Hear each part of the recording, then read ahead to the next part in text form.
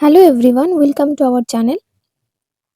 গুরুত্বপূর্ণ নির্দেশ নিয়ে আপনাদের সাথে এসেছি আবার আলোচনা করতে। যে আমি আপনাদেরকে আগের একটি ভিডিওতে জানিয়েছিলাম যে যারা ওবিসি, এসটি এবং এসসি আছেন তাদের কিন্তু এনসেল সার্টিফিকেট বা সার্টিফিকেট কাস্ট যে সার্টিফিকেটটা সেটা কিন্তু রিভেরিফিকেশন বা রিভ্যালিডেশন করার জন্য আপনাদেরকে কিন্তু কিছু ডকুমেন্টস এসডিও বা ভিডিওতে গিয়ে দিতে হবে। তো সেই যে আমি নোটিফিকেশনটাই বলেছিলাম যে দিয়েছিলেন যে একটা ব্লক থেকে, যে সেখানে নাকি ১৯৫০ সালের আগের জমির দলিল অথবা ২০১১ সালের আগের যাদের বাড়ির কোনো গার্জেনের বা কোনো বংশের কোনো কাস্ট সার্টিফিকেট আছে তাদেরকে কিন্তু ওটা দিতেই হবে। এরকম একটি কিন্তু নোটিশ দেওয়া হয়েছে এবং সেই মতোই কিন্তু এসডিও বা বিডিওতে সেই মতোই সমস্ত কিছু ডকুমেন্টসগুলো জমা নিচ্ছিলেন।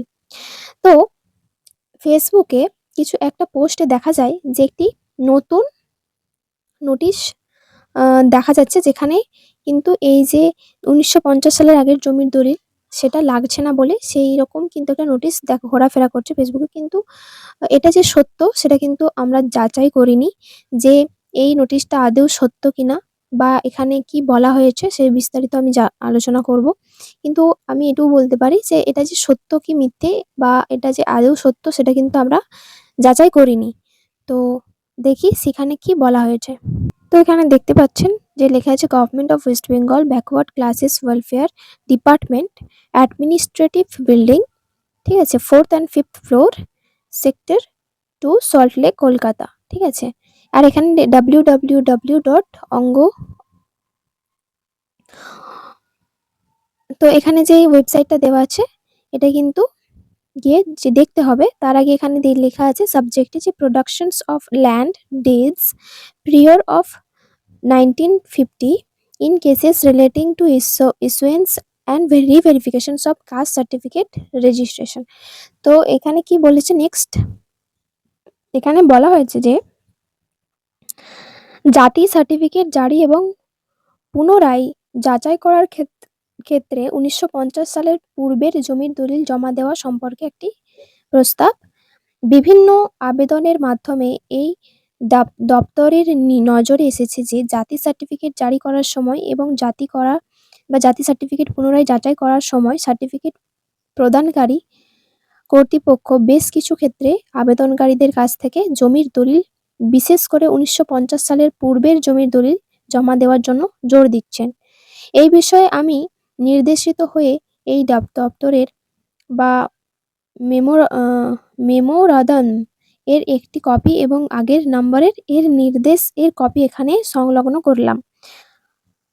এবং আরো বলেছে ওপরের দুটি নির্দেশ এবার করে বলা হয়েছে যে একজন আবেদনকারী যে জাতি বা জনজাতিগত মর্যাদা এবং অথবা আবাসিক মর্যাদা প্রমাণ করার জন্য জমির দলিল জমা দেওয়া বাধ্যতামূলক নয়। ওপরের বিষয়গুলো বিবেচনা করে আপনার আপনার এলাকার অধীনে থাকা সকল সার্টিফিকেট প্রদানকারী কর্তৃপক্ষকে প্রয়োজনীয় নির্দেশ দিতে যাতে ওপরে উল্লেখিত নির্দেশিকাগুলো কড়াভাবে মেনে চলা হয়। ঠিক আছে, সহজ বিষয় হচ্ছে কি যে অনেক জায়গায় জাতি সার্টিফিকেট বানাতে হয় বা পুরনো সার্টিফিকেট চেক করতে কিন্তু ১৯৫০ সালের আগে জমির দলিল চাওয়া হচ্ছে।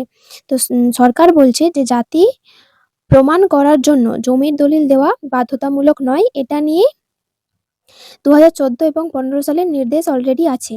সকল জেলা শাসককে বলা হচ্ছে যেন তিনি এই নিয়মটা সকলকে মেনে চলতে বলেন।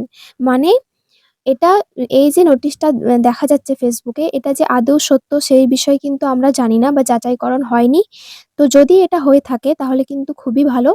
যে অনেকেই আছেন যারা ১৯৫০ সালের আগের জমির দলিল দেখাতে পারে, অনেকেই আছেন যারা পুরনো যে ১৯৫০ সালের আগের জমির দলিল কিন্তু দেখাতে পারছিলেন না। যার কারণে তাদের এনসিএল সার্টিফিকেটও দেওয়া হচ্ছিল না বা রিভেরিফিকেশনস, রিভ্যালিডেশনস কিছুই হচ্ছিল না। তো এই যে নোটিশটা ফেসবুকে দেখা যাচ্ছে এটা যে সত্য সেটা কিন্তু আবারও বলছি যাচাই করা হয়নি। যদি এটা সত্য হয়ে থাকে তাহলে কিন্তু খুবই ভালো কথা। তো এখানে সহজ ভাষায় এটাই বলেছে যে ২০১৪ বা ১৫ সালে কিন্তু একটি নোটিশে জারি করা হয়েছিল যে যাদের পুরনো সার্টিফিকেট অর্থাৎ কাস্ট সার্টিফিকেট আছে তাদেরকে কিন্তু আর জমির দলিল দেখাতে হচ্ছে না এবং সেটাই যেন প্রত্যেকটা ব্লকে সেই নির্দেশটা যেন পালন করা হয়। ঠিক আছে? এই বিষয় নিয়ে জানিয়েছে। তো এটা কিন্তু আবারও বলছি, এটা যে সত্য সেটা কিন্তু যাচাইকরণ হয়নি।